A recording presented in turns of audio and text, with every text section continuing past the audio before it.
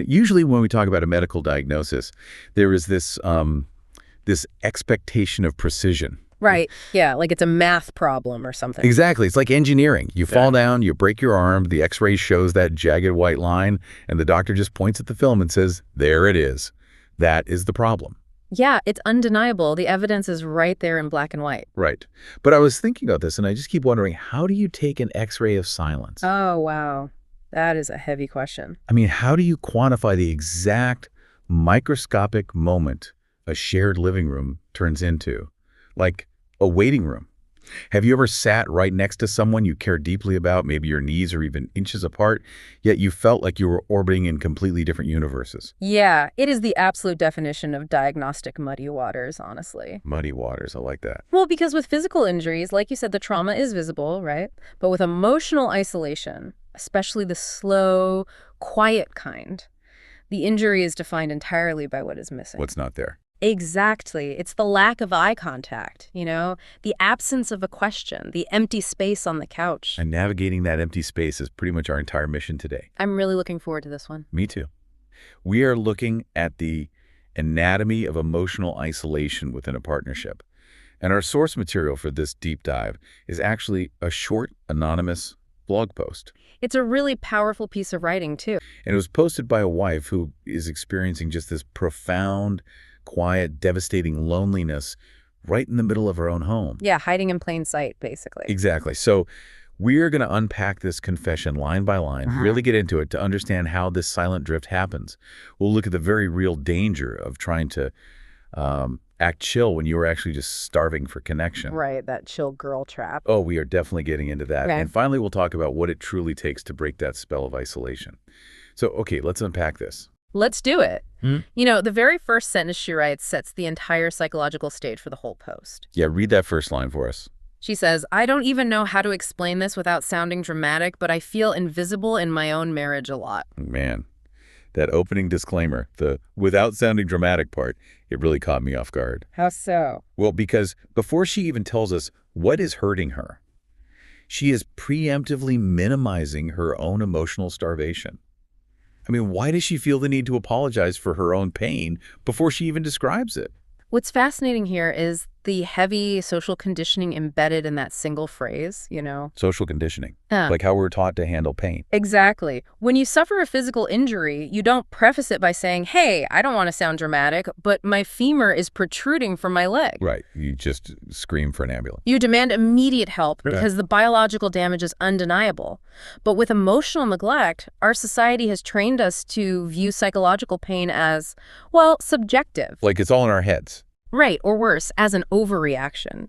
Because she isn't being yelled at, because there is no explosive betrayal or massive scandal, she has internalized the idea that her suffering doesn't quite qualify as a real crisis. But it is a crisis, right? It's just a quiet one. It's a massive crisis. She is experiencing a crisis of visibility. She says she feels invisible. That is not a dramatic word at all. It is a literal, mechanical description of her psychological reality in that household. I am so stuck on that word, invisible. Because physically, she is right there. Right in the room. Yeah. So what are the actual mechanics of being invisible to someone you live with? How does that work in the brain? Well, invisibility in a relationship happens when a partner stops reflecting your existence back to you. Reflecting your existence. Okay, unpack that. So humans are social primates, right? Yeah. Our sense of self is heavily reliant on how we are perceived by our primary attachment figures. Our partners, our family. Exactly. When your partner looks at you, registers your mood, asks a question, or even just, acknowledges your presence when walking into a room, they are providing a mirror. They're reflecting you. Yes, they are saying, you are here, you matter, and you affect my environment. Wow. But when that mirror is taken away, when you are consistently ignored, your brain begins to interpret that lack of reflection as a literal erasure of your identity. So it is an actual sensory deprivation. Precisely. That is terrifying. And yet, instead of getting angry about being erased, she immediately moves to defend the very structure that is making her invisible. She does. It's a classic defense mechanism. It's wild. She writes, my husband spends his days at work, which I understand because bills are real and life is expensive. Yeah, that rationalization is so common. She's giving him this massive shield of grace. She's actively using his financial contribution as a reason to invalidate her own need for his emotional contribution. It really is an incredibly common rationalization, especially in, well, our modern economic landscape. Where everyone is just exhausted all the time. Right. She is equating his physical exhaustion with an exemption from relationship maintenance. She is constructing this logical equation in her mind. Work drains his energy to pay the real bills, therefore, she has no right to demand whatever residual energy is left. It makes sense on paper almost. It does, but this equation fundamentally misunderstands the nature of human connection. Financial provision is a logistical requirement for survival, sure. You got to pay the rent. Exactly. But emotional engagement is a psychological requirement for the survival of the marriage. You cannot pay your relational debts with financial currency.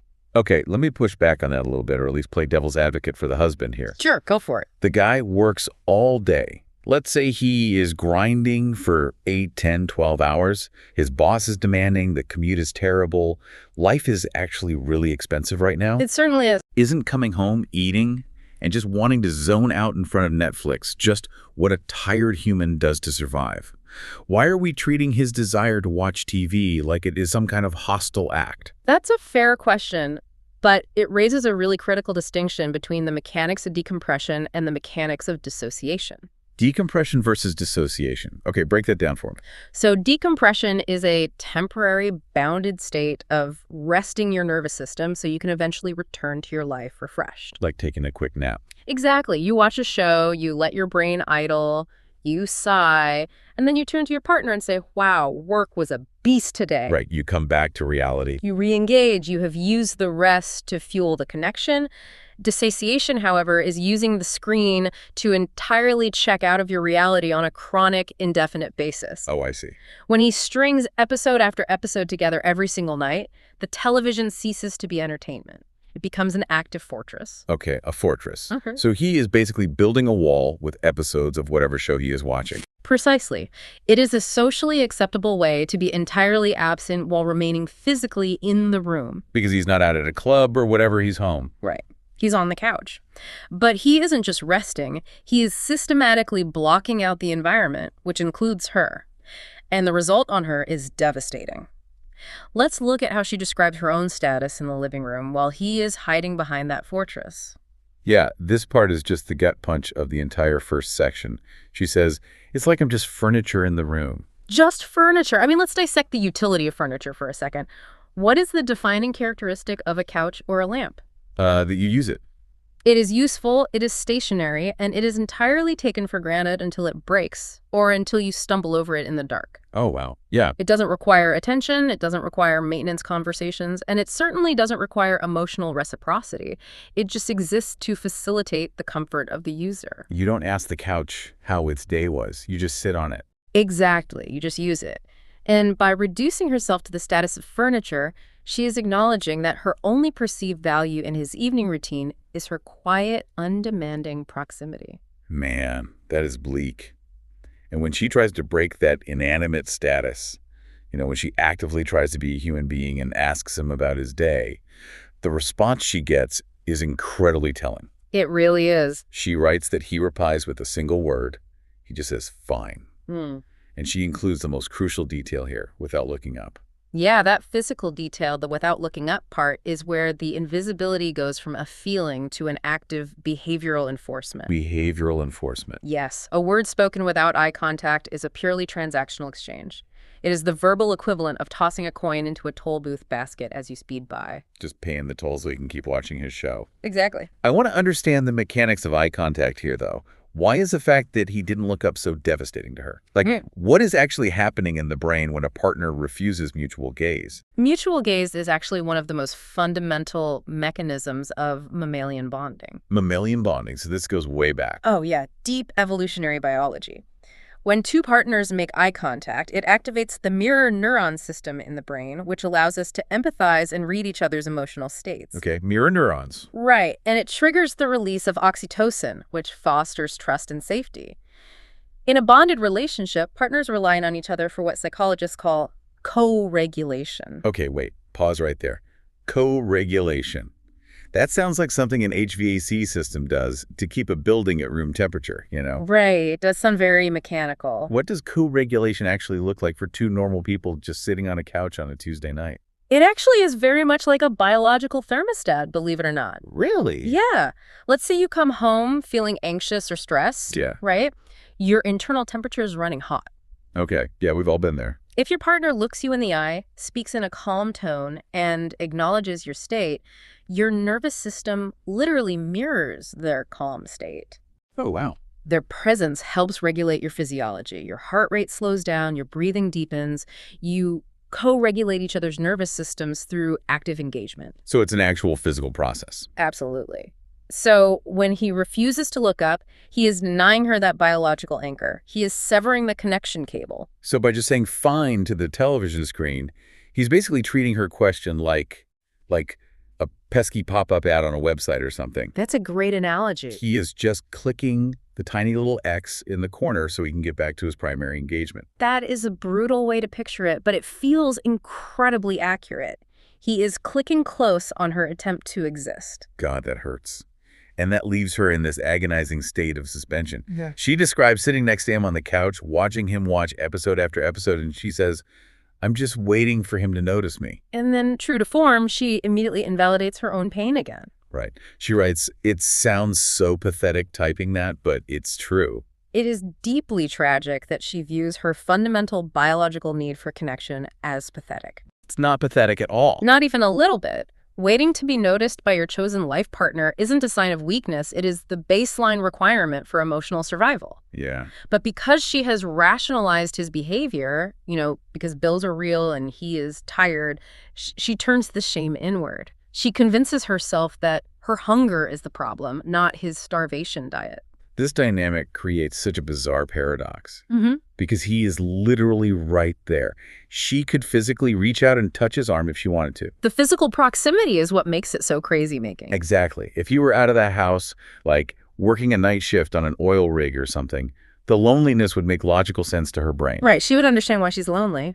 But he is 2 feet away. It is this intense physical proximity paired with total emotional absence. It is cognitive dissonance in its purest form. Her sensory input, which is he's sitting right next to me, completely contradicts her emotional reality, which is I am entirely alone. That's got to be exhausting. And when a human being is subjected to that kind of grinding daily contrast, it establishes a profound baseline of isolation. The weekday evening routine becomes this slow, numbing process of sensory deprivation. Which makes me wonder how a human brain copes when the structure of that routine suddenly changes. You mean the weekends? Yeah, because if the weekday is all about this slow, numbing process of the Netflix fortress and the whole exhaustion excuse, what happens when the weekend finally arrives? It gets worse. Right, she writes, weekends are somehow worse. And my initial thought reading that was, wait, why? Standard intuitive, right? Totally. You would think the weekend, completely free from the exhaustion of work and the pressure of those real bills, would be the ultimate opportunity to finally reconnect. You would naturally assume that, yes. But the weekend actually strips away the primary load-bearing pillar of her rationalization. The excuse is gone. Exactly. During the week, the massive emotional distance is blamed on capitalism, on survival, on his physical fatigue.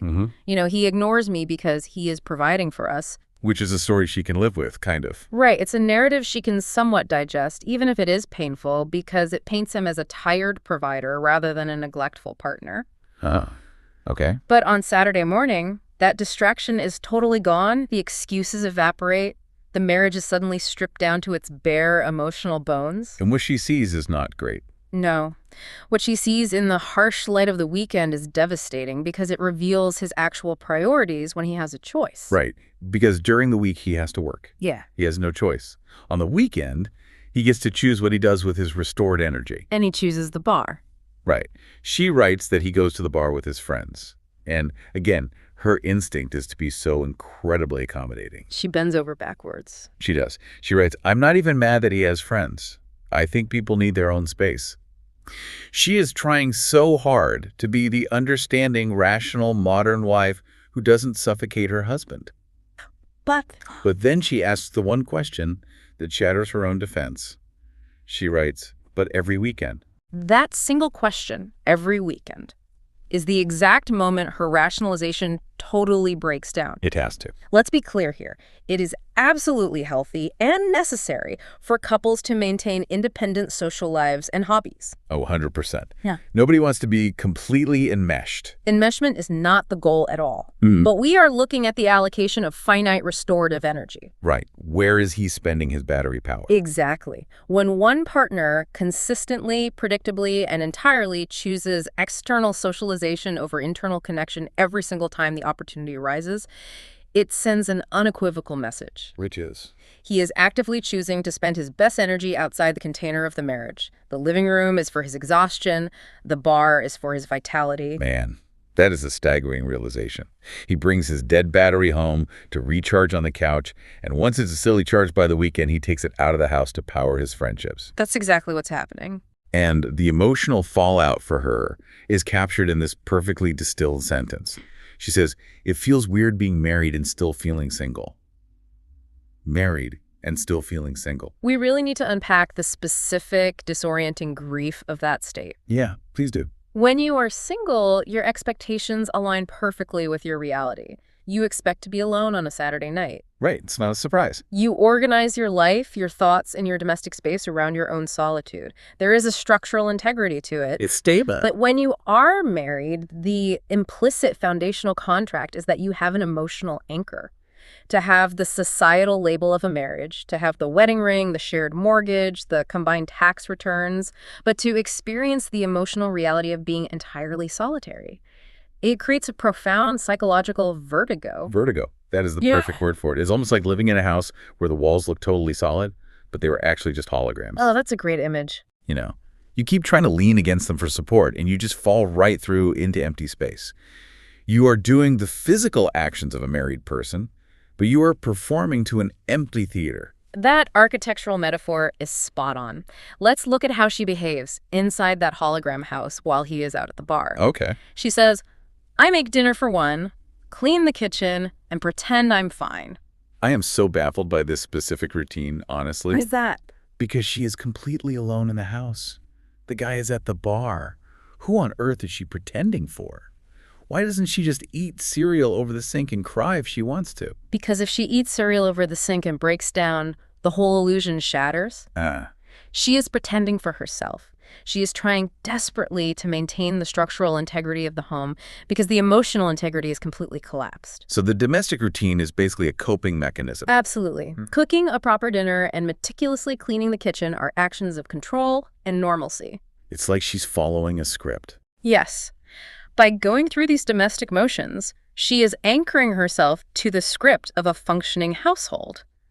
It is a form of cognitive self-defense. Because the alternative is too scary. If she admits to herself how entirely not fine she is, she has to face the terrifying reality of her isolation.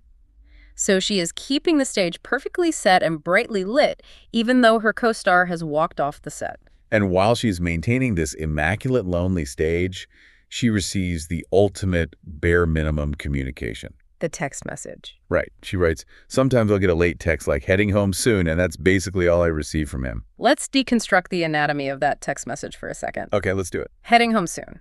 Notice what is glaringly absent from those three words. Well, there's no feeling in it. Exactly. It is not, "I miss you." It is not thinking of you. It isn't even a basic inquiry like, "How is your night going?" It is entirely logistical. It is literally a shipping notification, like a package is out for delivery. Yes. It is a status update. It is the exact kind of text you send to a platonic roommate so they know not to put the deadbolt on the front door, or to a teenager so they know to turn off the TV. Right. Just an ETA. It is not relational. It does not invite a response. It actively closes a conversation before it can even begin. It is a mere announcement of an impending physical arrival, completely devoid of any emotional warmth or curiosity. I have a really pointed question about this entire dynamic, though. If we look at the whole picture, Lay it on me. if she is quietly cooking a lovely dinner, meticulously cleaning the kitchen so the house looks perfect, replying with a simple okay to his late transactional text, and actively pretending to be fine whenever he is around, Is it highly possible that her husband thinks everything actually is fine? Oh, absolutely. That is the ultimate tragedy of overfunctioning in a failing relationship system. Over-functioning. Yes, it is highly probable that he believes the current ecosystem is functioning perfectly well. Why wouldn't he? Right, because there's no visible problem. She is absorbing 100% of the relational friction. She is actively smoothing out all the rough edges so he never has to feel the bumps. I'm trying to picture how this works in a practical sense. It almost feels like, when you use a really complex software program or an app on your phone, and it just works seamlessly. Sure. The user interface is clean and never crashes, but what you don't see is the back end. You don't see the massive server room with a team of exhausted developers sweating, frantically writing code, squashing bugs, and rerouting power just to keep the app from crashing. That's a fantastic analogy. She is the entire server room, right? Right. And he is just the user sitting at the screen, assuming the app runs itself by magic. He has absolutely no idea the amount of unseen, agonizing labor going into keeping his screen from going black. That is a phenomenal way to conceptualize the imbalance of emotional labor here. And because she is running that back-end server so flawlessly because she never lets the app crash, he feels zero urgency to change his user behavior. Why would he? The app works perfectly for him. Right. He reaps all the benefits of a clean house, a stable home base, and the absolute freedom to spend his weekends at the bar without ever having to pay the emotional subscription fee of maintaining the relationship. But the cost to her server room is immense. She is overheating. This constant pretending, this flawless back-end management, it forces her entirely into her own head. It has to go somewhere.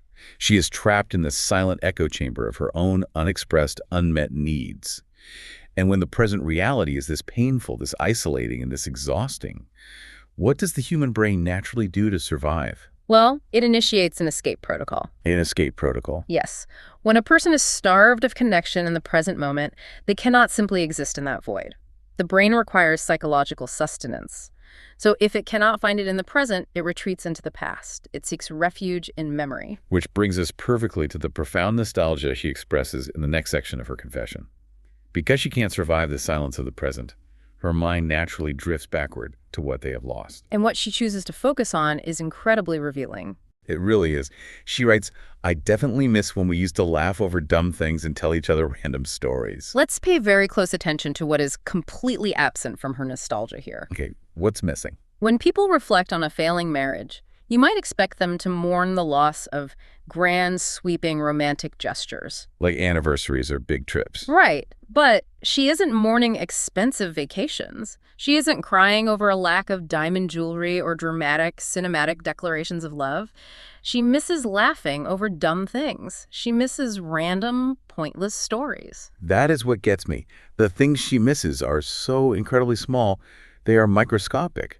But it seems like those tiny things are the actual structural fabric of a life shared together. They absolutely are. In the study of relationships, we refer to these tiny interactions as micro-connections, or bids for connection. Bids for connection. I've heard that term before. Yes. A healthy, resilient partnership is not built on the foundation of an anniversary dinner once a year. It is built on hundreds of these tiny, seemingly insignificant exchanges that occur every single day. Like what? Give me an example. It is the shared glance across the kitchen when a commercial comes on. It is the inside joke about the neighbor's aggressive lawn mowing schedule. It is the completely pointless story about a weird cloud you saw on your commute. Okay, but how do those random stories actually function as glue? If the story is literally pointless, what is the point of telling it?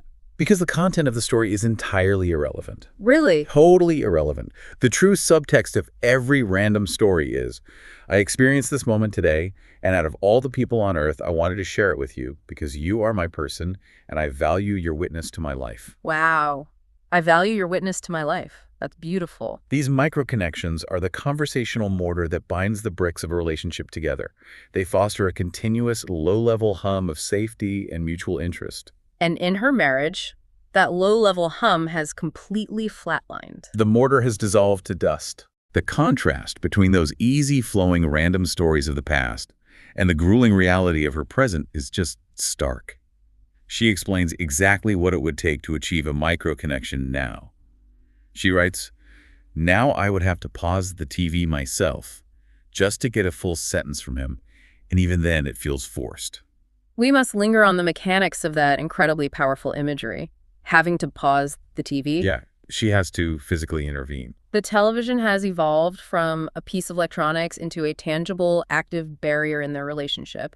It has essentially become the third entity in their marriage. It is the primary relationship he is engaging with during his waking hours at home. It is like the TV is the mistress, sitting right there in the living room, taking all his attention, and she has to awkwardly ask the mistress to be quiet for a second, just so she can speak to her husband. Precisely. It is consuming all of his available emotional bandwidth. And look at the physical mechanics required on her part. Right, you can't just talk from the kitchen. No. To speak to her own husband, to extract a single complete sentence, she cannot just speak into the air and expect a response. She must literally, physically interrupt his primary relationship with the screen. She has to grab the remote. She has to seize the remote control and force a halt to his engagement. It is an act of relational intrusion just to say hello. And the most heartbreaking part is the result of that desperate interruption. She forces the pause, she shoots her shot, and she admits, even then it feels forced. Yes. What are the actual dynamics happening when an interaction with your life partner feels forced? Like, what does that mean psychologically?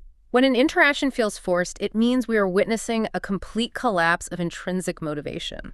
Intrinsic motivation, meaning they want to do it on their own. Exactly. In a thriving, secure relationship, partners maintain a baseline of intrinsic curiosity about each other's inner worlds. They want to know what the other is thinking, unprompted. When that intrinsic curiosity dies, conversation shifts from a desire to an obligation. When she pauses the television, he isn't turning to her with interest or warmth. He is turning to her with a sense of tolerance, or perhaps even low-level annoyance. Just putting up with her. Right. He is fulfilling a quota. He is waiting for the interruption to conclude so he can hit play again. Man, I am picturing someone trying to pump water from an old, rusted well that has gone completely dry, you know. That's a perfect visual. She can crank that heavy iron handle all she wants. She can pause the TV. She can ask the questions. But what comes out of the spout is just dust and rust. The mechanical labor is agonizing, and it yields absolutely zero nourishment. It is just friction. That is an excellent mechanical analogy. The handle still moves, but the source is empty. And realizing how completely dry the well has become, realizing the massive fall from laughing over nothing to the heavy, forced labor of extracting a single sentence, it forces her brain into an analytical, diagnostic mode. She needs an explanation. Exactly. She cannot simply accept this drought without a reason. The human mind demands an explanation for suffering. She has to figure out why he stopped caring. Right. And because she clearly still loves him, and because she misses the man he used to be, she absolutely refuses to villainize him in her search for answers. She protects him again. Instead of getting furious, she becomes this, private detective in her own marriage. She starts trying to profile his inner state. And this brings us to a really fascinating and honestly somewhat dangerous turn in her confession, where her empathy and her rationalization start to completely blur together. This is a critical pivot in her psychological process, definitely. She turns her analytical lens entirely onto him. She poses a rapid-fire series of hypotheses to herself. What does she ask? She writes, "I've started wondering, why does my husband ignore me? Is he tired, stressed, bored, or just too comfortable?" Just look at the sheer amount of exhausting mental gymnastics happening in that one sentence. It's a lot of heavy lifting. She is sitting on a couch in complete silence, trying on all these different psychological hats for him. Is it physiological fatigue from work? Is it generalized anxiety and stress? Is it an intellectual boredom with the relationship? Or is it a relational comfort? She's doing all the work. She is doing 100% of the emotional labor required to theorize his inner state, simply because he completely refuses to share any actual data with her. This is what happens when one partner creates a vacuum. Nature abhors a vacuum, and so does a marriage. So true. When one partner withdraws and offers nothing but fine, the anxious partner will step in to fill the silence with exhaustive hypotheses. She's generating an entire complex psychological profile for him based on zero input. Which is just making her more exhausted. Exactly.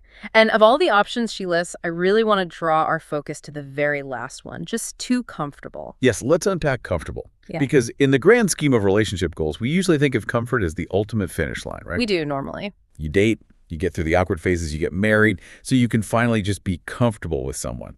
Mm-hmm. Why is she listing it as a potential disease here? Because we have to draw a hard, bright line between secure comfort and apathetic comfort. Okay, what's the difference? Secure comfort is the beautiful, regulating feeling of safety.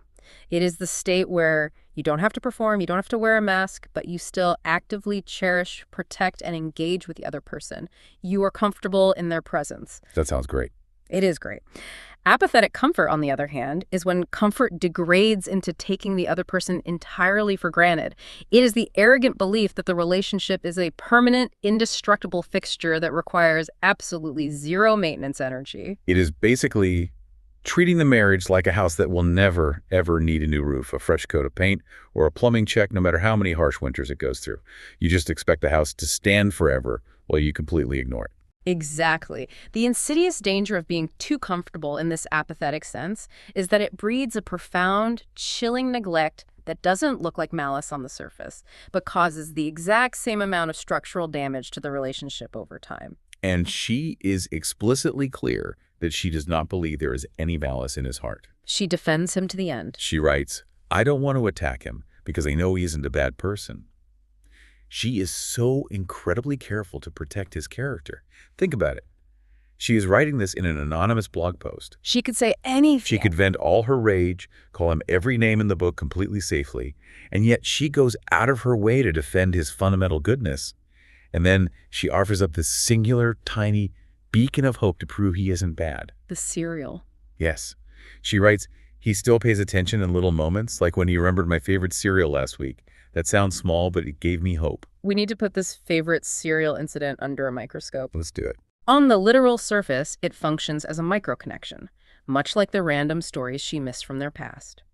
He was navigating the grocery store, he walked down the aisle, he saw the specific box of cereal, his brain associated it with her preferences, and he placed it in the cart. Right. It takes some thought. It requires a functioning memory and a brief, fleeting moment of consideration for her existence. But hold on. When you compare a box of cereal to the massive, overarching daily reality of him ignoring her every night, refusing eye contact, and abandoning her every weekend to go to the bar, a box of cereal feels almost insultingly inadequate. Oh, objectively, logistically, it is wildly inadequate to sustain a marriage. It is a rounding error of affection. A rounding error. Wow. But psychologically, for a woman in her state of emotional starvation, it is a monumental event. Why, though? Why does she cling to it? Because it serves as biological proof. It proves that his capacity for attention is merely dormant, not dead. Ah, I see. If his brain can successfully execute the favorite serial protocol, it means his hardware is still functioning. He isn't entirely incapable of seeing her. He's just choosing, habitually and repeatedly, not to look. That box of cereal is basically a proof-of-life hostage photo. It tells her the man she married is still somewhere inside that house. I hear that, and I understand why her brain clings to it. But I have to ask you, as someone observing this, at what point does our empathy become a weapon against ourselves? And that's the real question. Right.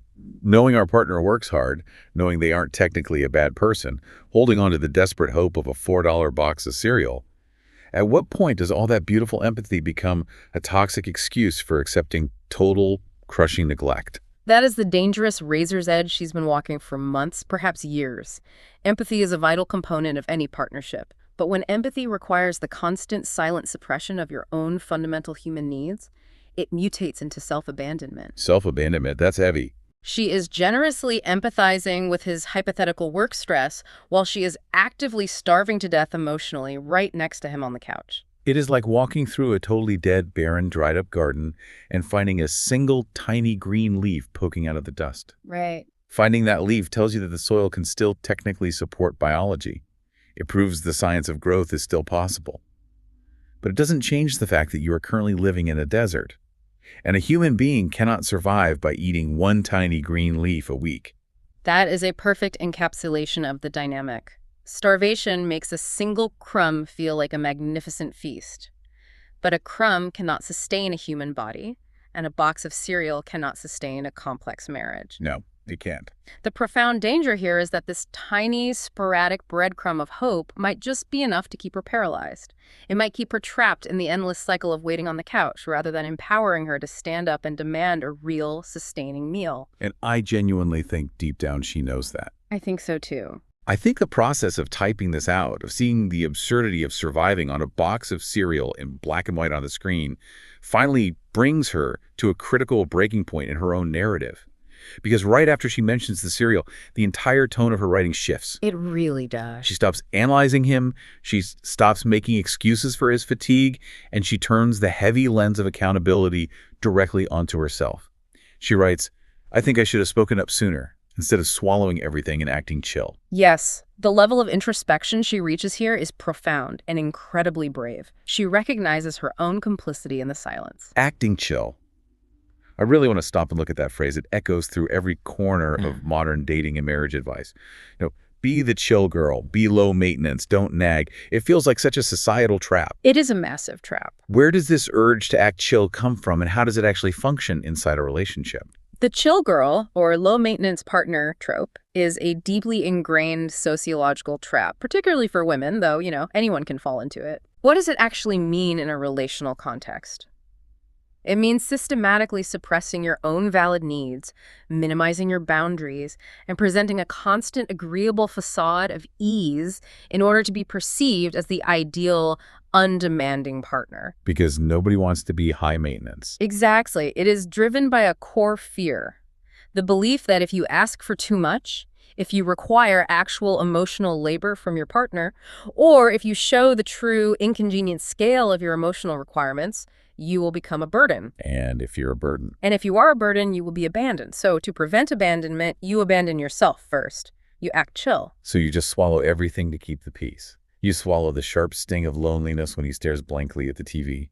You swallow the burning resentment when he walks out the door to go to the bar for the fourth weekend in a row. You just choke it down. You swallow the humiliation of the one-word answers. You just gulp it all down and smile. And the tragic, devastating irony of the survival mechanism is that by swallowing everything, she inadvertently laid the bricks for the very walls she now feels trapped behind. Wow. By being chill. Yes. By never protesting the silence, by never establishing a boundary, she silently validated his behavior. She trained him, over months or years, to believe that his absolute bare minimum effort was entirely acceptable to her. Because she never complained. Right. The intense desire to be an easy, accommodating partner actually provided the perfect environment for the slow death of their intimacy. Acting chill is a defensive mechanism that eventually suffocates the relationship it was desperately trying to protect. Wow. To realize that your own silence helped build your own prison, that is a massive, heavy realization for her to carry. But paradoxically, acknowledging her role in it seems to give her a sudden surge of agency, doesn't it? It really does. It empowers her. If she helped build the wall with her silence, she has the power to tear it down with her voice. And she makes this definitive, terrifying declaration of intent. She writes, "Tonight, I'm going to tell him I miss him. Not in a screaming way, just honestly." We really must highlight the incredible maturity and emotional intelligence of her planned approach here. It's so restrained. Think about the pressure cooker she has been living in. After months of feeling like invisible furniture, of playing the back-end server to his oblivious user experience, a massive, screaming, theatrical attack would be entirely justified from an emotional standpoint. Oh, I would be throwing things. The pressure has been building, the resentment has been violently swallowed. An explosion would be the most natural human result. Right. If you vigorously shake a soda can for a solid year and someone finally pops the tab, you expect a violent, sticky mess all over the kitchen. You expect her to unplug the TV and throw the remote through the window. But she consciously, deliberately chooses a different, much more difficult path. Not in a screaming way, just honestly. Why is that so important? Because she intuitively understands how human defenses work. If she walks in and yells about the television or screams about him going to the bar with his friends, his ego will immediately deploy countermeasures. So get defensive. Right. He will instinctively argue about his right to decompress after work or his right to maintain friendships. The argument will instantly devolve into a debate about the logistics of his behavior, completely sidestepping the actual reality of her pain. Which is that she's just lonely. Exactly.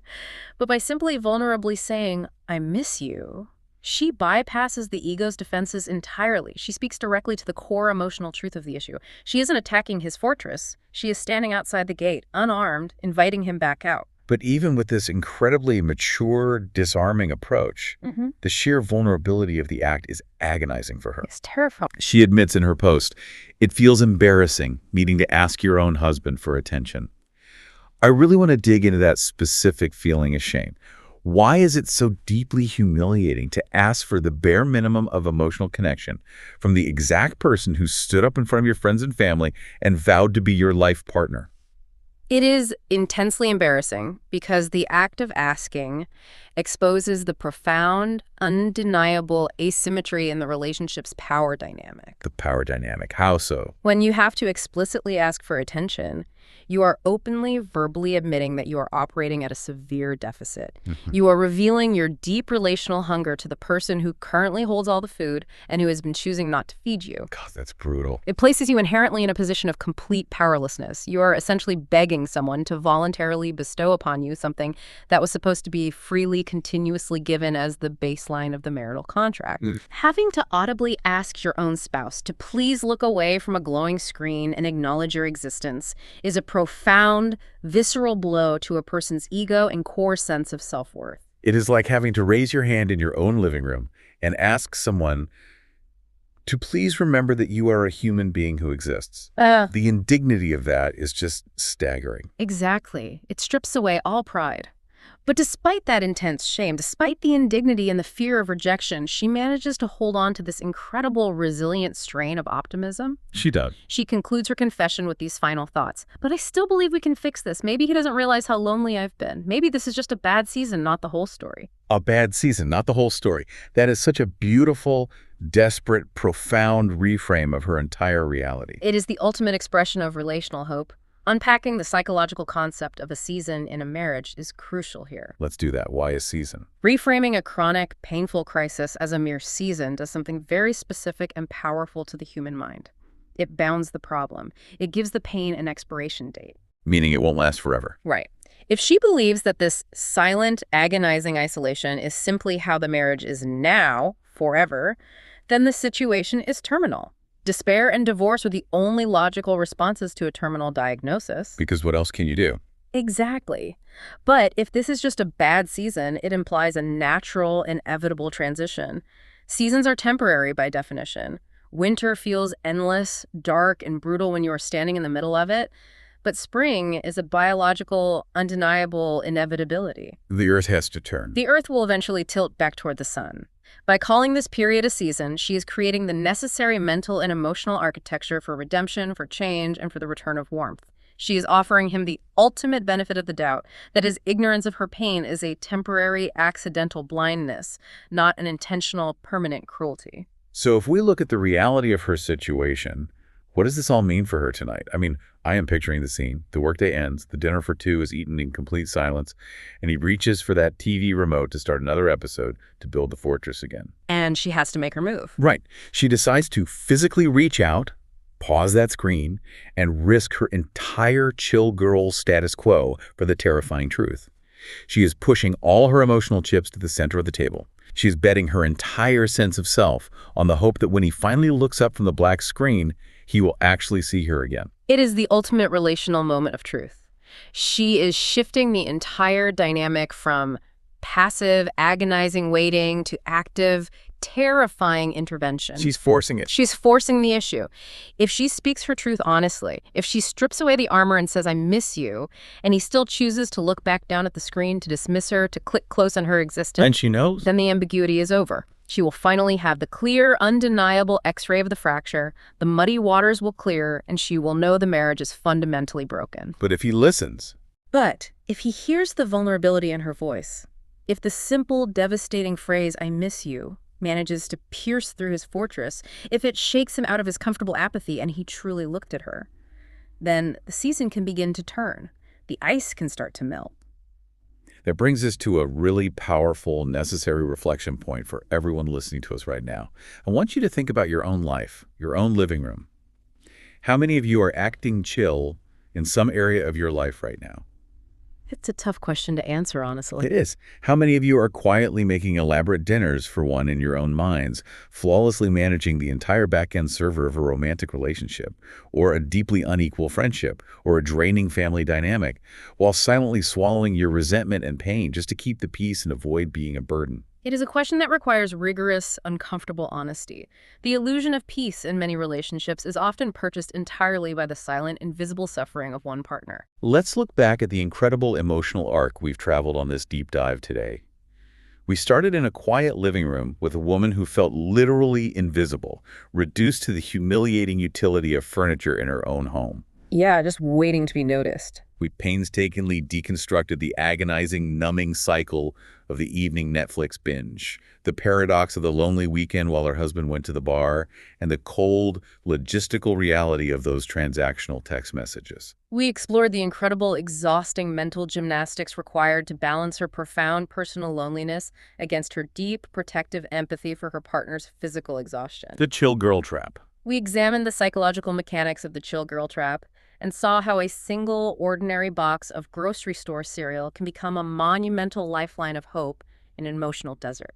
And finally, we witnessed her brave, utterly terrifying decision to drop the accommodating facade, face the deep embarrassment of her own unmet needs, and vulnerably, honestly ask for the human connection she so deeply deserves. It takes so much courage. It does.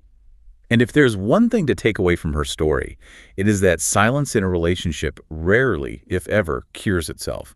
The emotional drift only widens, the well only gets drier if left unchecked. If you are sitting on the couch waiting for the other person to organically realize their mistake and look up from the screen of their own accord, you might be waiting for the rest of your life. That's the hard truth. Sometimes you have to be the brave one. You have to be the one to risk the peace. You have to be the one to physically reach out and hit the pause button. The transition from isolation back to connection is never passive. It requires an active interruption of the comfortable routine. It requires friction. And friction is frightening, but it is also the only thing that creates warmth. So I want to leave you with a final thought to mull over today, long after this deep dive ends. Think about the close relationships in your life right now. Are you currently slogging through a harsh, lonely, bad season that could genuinely be disrupted and changed by simply dropping your armor and saying, "I miss you"? Or have you been silently swallowing your feelings, acting so endlessly chill for so long that you've managed to convince yourself that winter is the only season there is? Look at your life. If your relationship was a TV show right now, who needs to grab the remote and hit pause? Thank you so much for joining us on this deep dive. We will catch you on the next one.